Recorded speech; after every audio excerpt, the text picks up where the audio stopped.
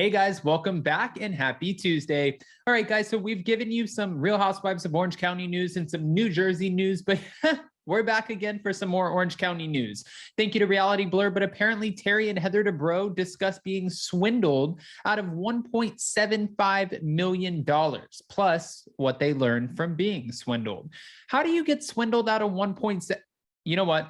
We'll go through the article. Guys, in the meantime, I wanted to say a huge thank you to all of the love and support on our Cameo. If you guys haven't checked it out, you can go to my community tab. It's $15 a Cameo for a personalized video from Jason and I, but also all of the proceeds go back to Be Strong, where they give 100% back to Ukraine. We also dropped our tour merch, which you can find that on our community tab as well, and tickets for our upcoming tour in Nashville, New York, and Los Angeles, except for LA is sold out. So go to spillingtealive.com. Geez, I feel like a walking billboard. Anyways, back to it, guys. If you haven't already, go ahead, smash that like button. If you're not subscribed, get subscribed. And don't forget to hit that notification bell because, well, you don't want to miss anything we have coming up. With that, let's jump right in.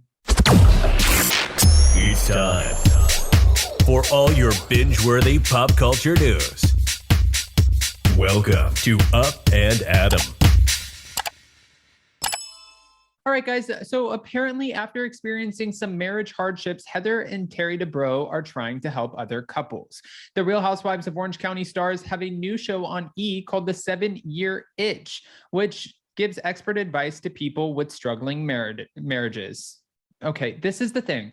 You know, I'm kind of flustered even talking about this. A lot of people, when I talked about their new show on my Wake Up and Adam morning show, when we talked about this live and brought up callers, people are like, we don't want to hear from the Dubrows how to, maintain or navigate our relationships. They are the most unrelatable couple ever.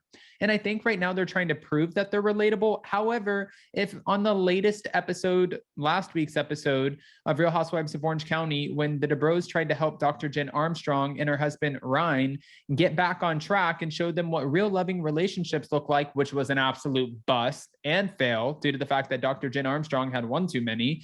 If that was their audition, then I don't know if the show is going to be a success. But I'm optimistic just because, well, I don't want to wish anybody bad on their new endeavors. On her podcast, Heather Dubrow's World, Heather revealed that Terry ended up making an investment that turned out to be a scam, and that was really our financial low. We ended up being swindled out of a couple of millions of dollars. The scam, however, changed the way that they handled their finances. I really feel that was a defining moment in our financial lives that allowed us to plan and rebuild, she explained. The pair lost $1.75 million after their longtime accountant suggested that they loaned the money as an investment in real estate. And when they tried to collect on the investment, however, their money wasn't there. When this large sum of money was sort of swindled away, when I heard that, that's what was going on and we got involved in all of it, I wasn't angry because I realized it was also my fault because I was not involved. Heather said that she made pretty much a classic female move, which I thought that my partner was handling things, and that wasn't entirely true.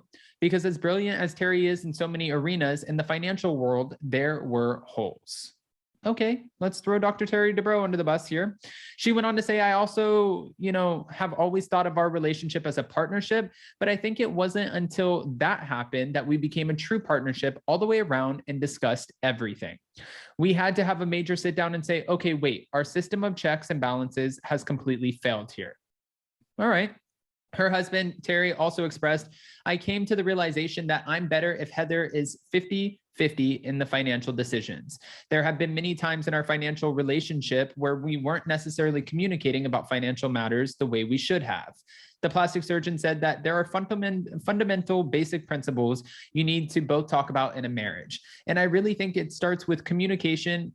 To a certain degree, education. It shouldn't be a mystery how much money you have. You both should understand what's going on, where your assets are, and where your liabilities are. Money isn't the great divider, isn't it?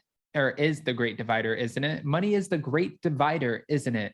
What? Asked Heather. When you go to get married, you talk about the flowers, you talk about your dress, where you're going on your honeymoon. Does anyone ask credit scores or what their pension plan looks like? Do they have debt? Listen, that's a great point. I'm not mad at those questions because I completely agree with Heather Dubrow on this one. If I was about to get married, I would say, okay, great. Can I see your FICO score?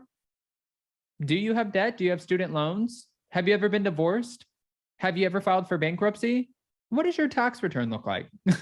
Okay, maybe that's excessive, but I get where she's going. According to Terry, the couple focused on how to earn money and preserve it. They also want to make financial conversations enjoyable. They're not a chore to us. They're exciting in a weird way. If you can make money and money concepts, not focusing on the money aspect, but what your money can do for you, in many ways, it can be a fun hobby. Listen, again, no offense to the Dubrows, but this is not that relatable of a conversation for most people. A lot of people are trying, especially after the pandemic, their hardest to put food on the table. You know, I know that at some point, everyone should be making a plan, making a financial plan. I have a few people in my family who are pushing their 50s, 60s, and 70s, and they don't really know how they're going to survive the rest of their life with their 401k and Social Security. And, you know, that really is unfortunate. And my heart breaks for them. But their whole lives, they work 2-3 jobs in order to put food on the table for their kids. And now that they're a little bit older, they're like, what the hell do we do?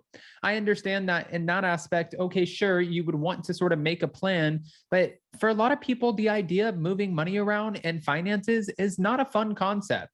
When I go to pay my taxes and when I sit down and talk to Jason about the credit card bills, I'm not enjoying it. When I'm talking about potentially investing, I'm still not enjoying it.